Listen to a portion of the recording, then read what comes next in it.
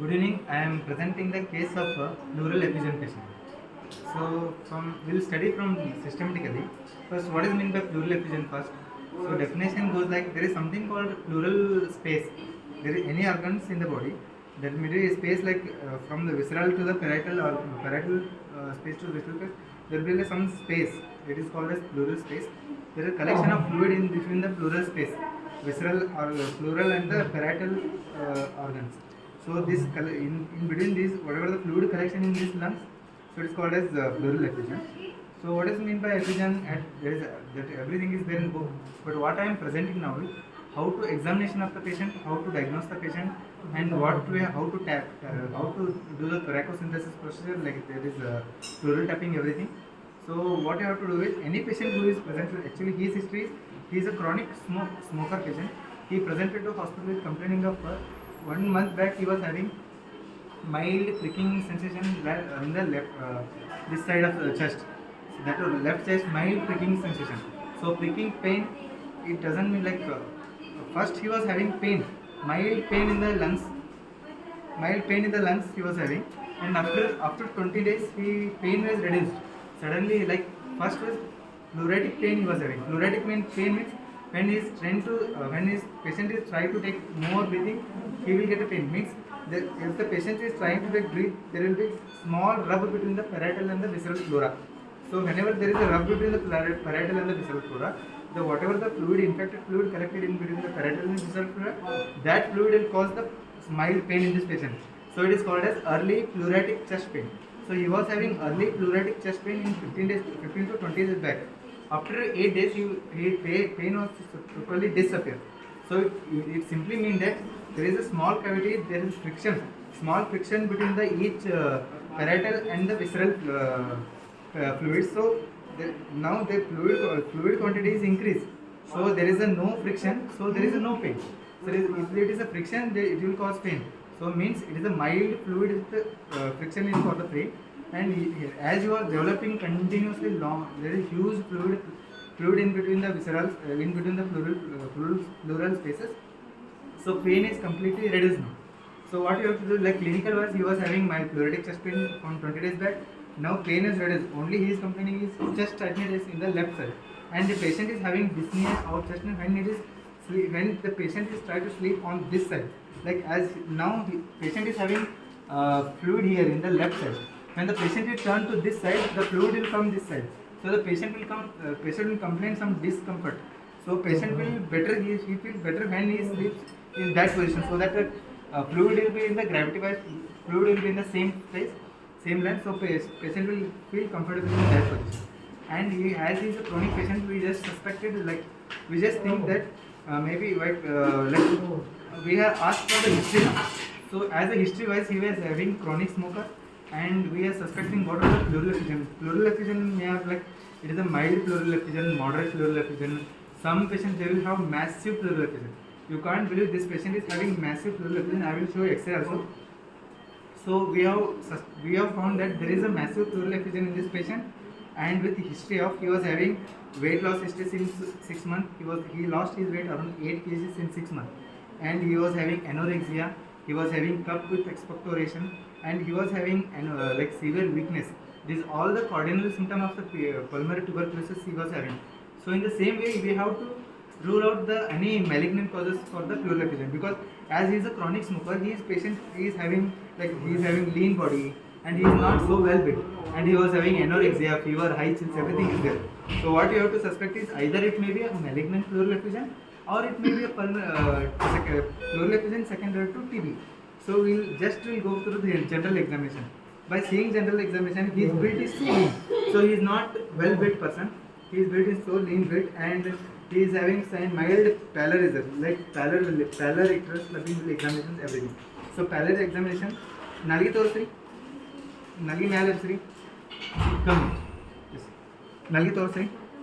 Okay, he is not so pale. Okay, ಬಿಡಿ ಮ್ಯಾಲೆ ನೋಡ್ರಿ. His conjunctiva is not so pale. There is pallor is absent. So why I examine the pallor in this patient? Because pallor is itself indicates that severe anemic stages. So there are some pleural effusion secondary to severe anemia, that to failure features. If the enemy, like if the patient HB is too low, like 2 HB, they will form some cardiac failure features. So cardiac failure features, they will also present with the pleural effusion. Like they will have ascites, they will have increased AVP, they will have pleural effusion. Usually cardiac failure features patient, they will have bilateral pleural effusion, not a single pleural effusion. This patient had this patient had only unilateral, that too left pleural effusion he is having. So pallor is a very important, not to see only for the anemia, to see the cause of the pleural effusion secondary to, like that may be developed secondary to failure features. Okay, next one is icterus. We are examination the icterus, like whether he is having any jaundice. Kan malatri? There is no jaundice now. Kya note rele? Jaundice, eyes were so clear, there is no jaundice. Why I am examination jaundice? Because jaundice is intermittent cause, like if the patient is having jaundice and if the patient is having some ascites, like any alcoholic patient, they will have, usually they will have jaundice. Alcoholic liver disease patient, they will have jaundice with ascites patient. If the patient is having severe ascites, they will prone to have hypoalbuminemia. So hypoalbuminemia, low albumin, that is hypoalbumin cause fluid overload condition, that is generalized anasarca with clinical more than the ascites. That too, they will secondary to, they will have bilateral pleural effusion. So this is also one of the important examination in the pallor to examine the anemia secondary to failure condition. Icterus to see for the like alcoholic liver diseases secondary to some hypoalbuminemia. These both will cause pleural effusion. Next is pallor, icterus, cyanosis. Is there having any cyanosis history? See, there is no any cyanosis. He is having well, but he is having, see his fingers, he is having huge clubbing. How to examine the clubbing? You have to hold like this. You madasri kai? Idu madasri. See these fingers. Okay, you can see this. There is no gap. Okay, you can see this. Totally, fully clubbing is there. There is no gap here. See, this is a normal patient. They will have some gap here. That is clubbing. They will have some gap here.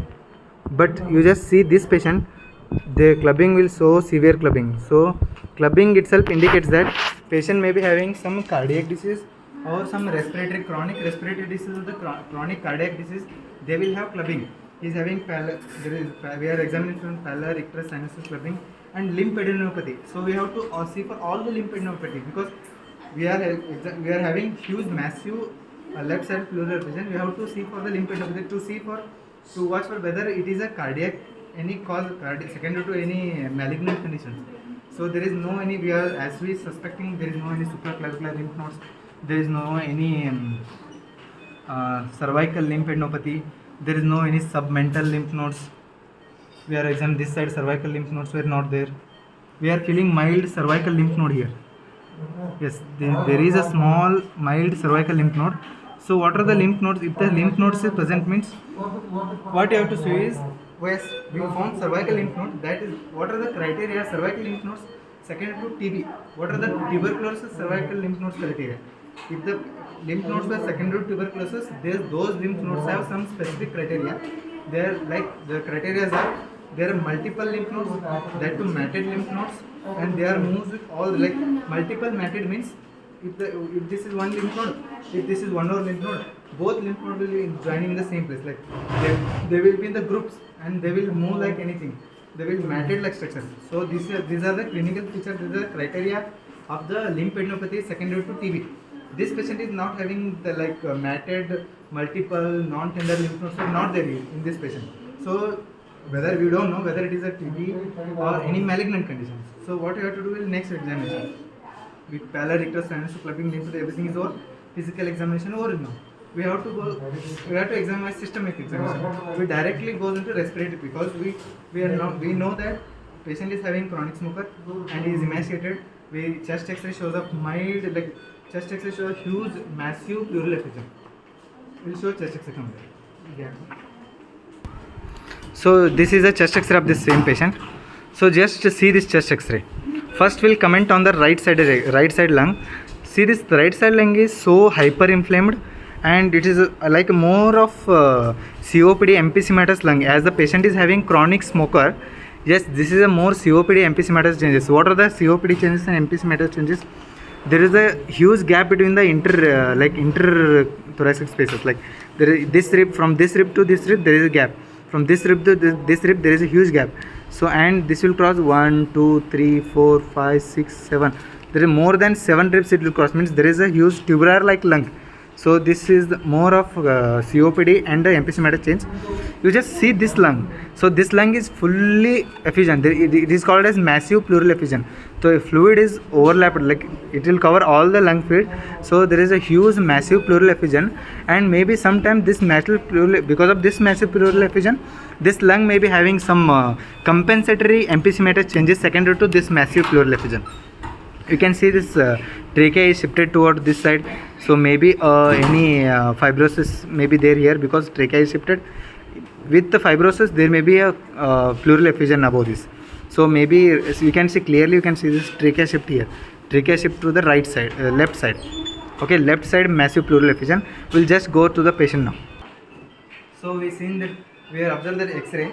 So X-ray is showing huge left side pleural effusion. I am taking so much interest or so much deep because there is a massive pleural effusion, and he is a chronic smoker, and he is having clinical features suggestive of both malignancy and the tuberculosis.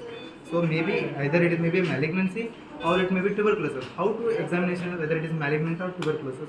First, that X-ray we are taking X-ray science is okay. Before X-ray, how to decide whether it is a pleural effusion or not? There are some signs. There are 3 cardiac like cardinal features. How the cardinal features were there? No? In the same way, there is the most 3 signs were there.